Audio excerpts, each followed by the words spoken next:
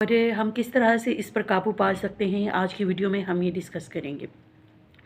जनाब, बहुत सारे लोग हमारे इर्द गिर्द कह रहे होते हैं कि पोलन का सीज़न आ रहा है और हमें एलर्जी महसूस हो रही है। तो ये क्या एलर्जी होती है और ये किस तरह से डेवलप होती है? थोड़ा सा मैं आपको ये बताती चलूँ कि एलर्जी जो है वो मुख्तलिफ़ किस्म के स्टिमुलस या मुख्तलिफ़ किस्म की कुछ अशिया से हो सकती है। जैसे पोलन है या मुख्तलिफ़ किस्म के स्पोर्स हैं, हवा में पाए जाने वाले स्पोर्स हो सकते हैं।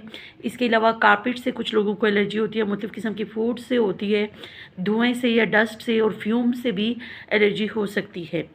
जब भी कोई ऐसा स्टिमुलस एनवायरनमेंट में आएगा, हमारे माहौल में आएगा, तो हमारा जो एयर वे है, यानी कि जो हमारा सांस लेने का जो निज़ाम है, सांस की जो हमारी नाली होती है उसके अंदर कुछ ऐसे केमिकल्स पैदा हो जाते हैं जो कि उसको डेफिनेटली उस एलर्जन से रिस्पॉन्स पैदा करते हैं। और ये जो एलर्जेंस होते हैं, यानी कि जो बाहर से स्टिमुलस आए हैं, इनके रिस्पॉन्स में वो जो हमारी सांस की नाली होती है वो सिकुड़ना शुरू हो जाती है, यानी कि वो स्टिफ़ हो जाती है और उसमें अकड़ाव पैदा हो जाता है और वो नैरो हो जाती है, यानी कि तंग हो जाती है। और उसमें ऑक्सीजन और हवा की गुजरने की जो रफ्तार है, हमारी ऑक्सीजन लेने की जो कैपेसिटी है लंग्स के अंदर या हमारे फेफड़ों में ऑक्सीजन के दाखिल होने का रास्ता तंग पड़ जाता है, जिस वजह से हमें एक अटैक की सूरत में एलर्जी महसूस होती है। इसकी दो अक़साम हैं जो कि माइल्ड भी हो सकती है, यानी कि ये हल्की फुल्की भी हो सकती है, और ये बहुत ज़्यादा शदीद नौइयत की भी हो सकती है। जो हल्की फुल्की फॉर्म है वो तो कुछ मिनट्स तक रह सकती है और उसके बाद या तो वो खुद ब खुद ख़त्म हो सकती है, या फिर मरीज़ को इन्हेलर लेना या पंप लेना पड़ता है, जिस वजह से वो सेटल हो जाती है उसकी मदद से। लेकिन जो सीवियर फॉर्म है, यानी कि जो शदीद नौइयत की का अटैक है या एलर्जी है, उसके लिए डेफ़िनेटली आपको प्रॉपर ट्रीटमेंट लेना पड़ेगा या उसको भरपूर तरीके से उसका इलाज करना पड़ेगा। अब इसके लिए हमारे पास मुख्तलिफ़ किस्म के ट्रीटमेंट ऑप्शंस हैं। ट्रीटमेंट ऑप्शंस की जब हम बात करते हैं तो मुख्तलिफ़ किस्म की मेडिसिन्स हैं जिसमें हम स्टेरॉइड्स देते हैं, और वो हमारा जो एक सूजन का या एक जो स्वेलिंग हो रही होती है इनके अंदर, और हमारा उसका यानी इन्फ्लेमेशन जो है उसके प्रोसेस को कम करती हैं। फिर उसके बाद हमारे पास ब्रोंकोडायलेटर्स आते हैं जो कि हमारे सांस की नालियों को फैलाते हैं, यानी उनके कैलिबर में इजाफा करते हैं, उनको खुला करते हैं, उनको वसी करते हैं, उनकी वुसअत में इजाफा होता है, और फिर वहाँ से सांस का जो रास्ता है वो बहाल हो जाता है। फिर उसके बाद हमारे पास एंटीहिस्टामीन्स हैं और मुख्तलिफ़ किस्म के इंजेक्शंस हैं जो कि आपकी जिस्म में कुछ एंटीबॉडीज़ होते हैं, IgE लेवल्स होते हैं, उनको डाउन करके आपके एयरवे को नॉर्मल करते हैं। अब अक्सर लोग ये पूछते हैं कि अगर एक एलर्जिक अटैक हो जाता है तो क्या ये सीरियस चीज़ है? डेफिनेटली अगर एनाफाइलेक्टिक रिएक्शन, एक मेडिकल की टर्मिनोलॉजी में अल्फाज इस्तेमाल किए जाते हैं जो कि बहुत सीरियस चीज़ होती है। ये किसी भी एलर्जन को सीरियस रिएक्शन अगर होता है तो उसको एनाफाइलेक्सिस का नाम दिया जाता है। और अगर इस तरह से अस्थमा का या एलर्जी का अस्थमा का अटैक जो है वो बहुत ज़्यादा शदीद नौइयत इख्तियार कर ले तो इसको एक ये बहुत ज़्यादा शदीद नौइयत का अटैक भी हो सकता है, और ये काफ़ी लाइफ थ्रेटनिंग कंडीशन होती है, और ये एक एमरजेंसी होती है, और इसको टाइमली मैनेज करना और प्रॉपरली ट्रीट करना बहुत ज़रूरी होता है। अक्सर लोग पूछते हैं कि अगर एक पेशेंट को एलर्जिक अटैक या अस्थमा का अटैक हो गया तो ऐसी सिचुएशन में इमरजेंसी में हमने क्या करना है। उसमें कुछ स्टेप्स हैं जो मैं आपको बताई देती हूँ कि वो आपने इमीडिएटली फॉलो करने हैं। सबसे पहले तो आपने मरीज़ को काम डाउन करना है, पैनिक नहीं करना, उसको बिल्कुल रिलैक्स करना है और उसको बताना है कि आप बिल्कुल रिलैक्स महसूस करें, बिल्कुल अपने आप को ईजी होकर बिल्कुल एक रिलैक्स पोजीशन में आ जाएं।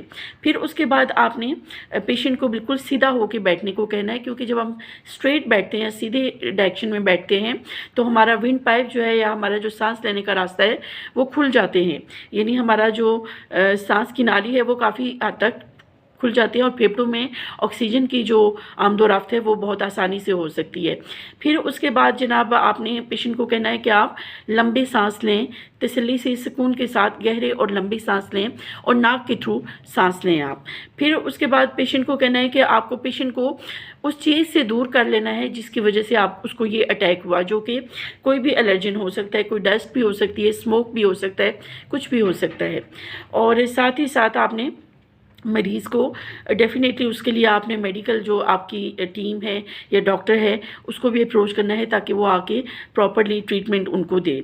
तो इस तरह से मुख्तलिफ हमारे पास ट्रीटमेंट ऑप्शंस हैं जिसमें इन्हेलर्स हैं, कुछ मेडिसिन्स हैं जो कि अस्थमा को ट्रीट करते हैं। तो इस तरह की मेडिकल इमरजेंसी को कम से कम हर इंसान को वो बेसिक स्टेप्स पता होने चाहिए कि ऐसी इमरजेंसी अगर किसी पेशेंट को अस्थमा का अटैक आ जाता है, एलर्जिक अस्थमा खास तौर पे, तो उसको कैसे मैनेज करना है। आई होप कि इस छोटे से सेशन से आपने कुछ सीखा होगा और मुझे कमेंट बॉक्स में बताइएगा कि आपको ये वीडियो कैसी लगी। Thank you.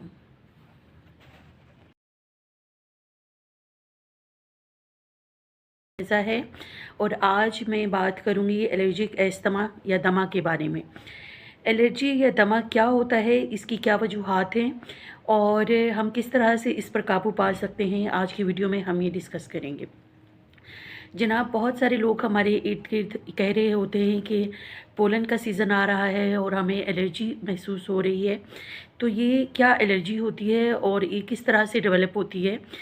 थोड़ा सा मैं आपको ये बताती चलूँ कि एलर्जी जो है वो मुख्तलिफ़ किस्म के स्टिमुलस या मुख्तलिफ़ किस्म की कुछ अशिया से हो सकती है, जैसे पोलन है या मुख्तलिफ़ किस्म के स्पोर्स हैं, हवा में पाए जाने वाले स्पोर्स हो सकते हैं। इसके अलावा कारपेट से कुछ लोगों को एलर्जी होती है, मुख्तलिफ़ किस्म की फूड से होती है, धुएँ से या डस्ट से और फ्यूम से भी एलर्जी हो सकती है। जब भी कोई ऐसा स्टिमुलस एनवायरनमेंट में आएगा, हमारे माहौल में आएगा, तो हमारा जो एयर वे है, यानी कि जो हमारा सांस लेने का जो निज़ाम है, सांस की जो हमारी नाली होती है उसके अंदर कुछ ऐसे केमिकल्स पैदा हो जाते हैं जो कि उसको डेफिनेटली उस एलर्जन से रिस्पॉन्स पैदा करते हैं। और ये जो एलर्जेंस होते हैं, यानी कि जो बाहर से स्टिमुलस आए हैं, इनके रिस्पॉन्स में वो जो हमारी सांस की नाली होती है वो सिकुड़ना शुरू हो जाती है, यानी कि वो स्टिफ़ हो जाती है और उसमें अकड़ाव पैदा हो जाता है और वो नैरो हो जाती है, यानी कि तंग हो जाती है। और उसमें ऑक्सीजन और हवा की गुजरने की जो रफ्तार है, हमारी ऑक्सीजन लेने की जो कैपेसिटी है लंग्स के अंदर या हमारे फेफड़ों में ऑक्सीजन के दाखिल होने का रास्ता तंग पड़ जाता है, जिस वजह से हमें एक अटैक की सूरत में एलर्जी महसूस होती है। इसकी दो अक़साम हैं जो कि माइल्ड भी हो सकती है, यानी कि ये हल्की फुल्की भी हो सकती है और ये बहुत ज़्यादा शदीद नौइयत की भी हो सकती है।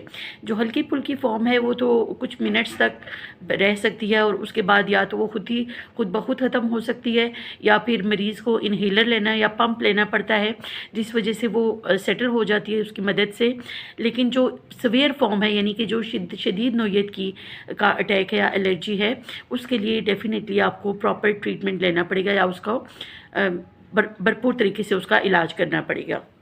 अब इसके लिए हमारे पास मुख्तलिफ़ किस्म के ट्रीटमेंट ऑप्शंस हैं।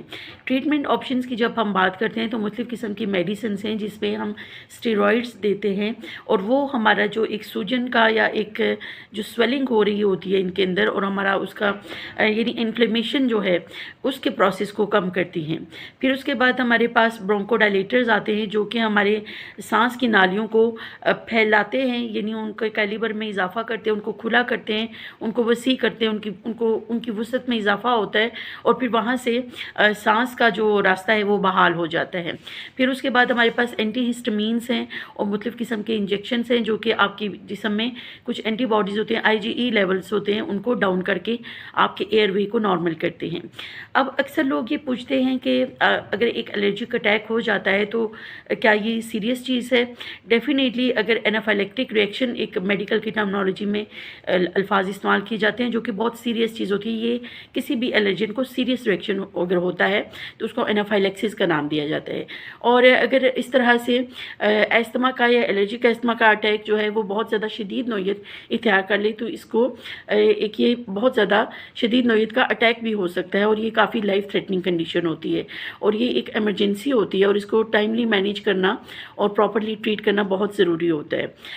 अक्सर लोग पूछते हैं कि अगर एक पेशेंट को एलर्जिक अटैक या अस्थमा का अटैक हो गया तो ऐसी सिचुएशन में इमरजेंसी में हमने क्या करना है। उसमें कुछ स्टेप्स हैं जो मैं आपको बताई देती हूँ कि वो आपने इमीडिएटली फॉलो करने हैं।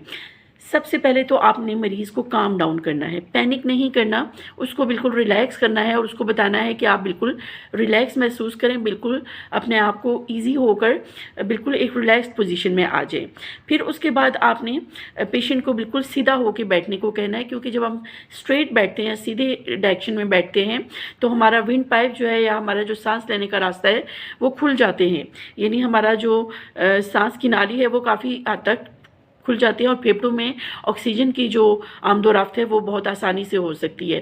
फिर उसके बाद जनाब आपने पेशेंट को कहना है कि आप लंबे सांस लें, तसल्ली से सुकून के साथ गहरे और लंबी सांस लें और नाक के थ्रू सांस लें आप। फिर उसके बाद पेशेंट को कहना है कि आपको पेशेंट को उस चीज़ से दूर कर लेना है जिसकी वजह से आप उसको ये अटैक हुआ, जो कि कोई भी एलर्जन हो सकता है, कोई डस्ट भी हो सकती है, स्मोक भी हो सकता है, कुछ भी हो सकता है। और साथ ही साथ आपने मरीज़ को डेफ़िनेटली उसके लिए आपने मेडिकल जो आपकी टीम है या डॉक्टर है उसको भी अप्रोच करना है ताकि वो आके प्रॉपर्ली ट्रीटमेंट उनको दे।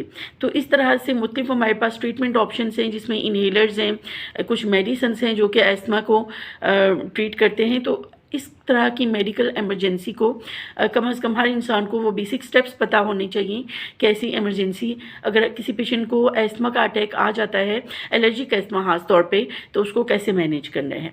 आई होप कि इस छोटे से सेशन से आपने कुछ सीखा होगा और मुझे कमेंट बॉक्स में बताइएगा कि आपको ये वीडियो कैसी लगी। Thank you.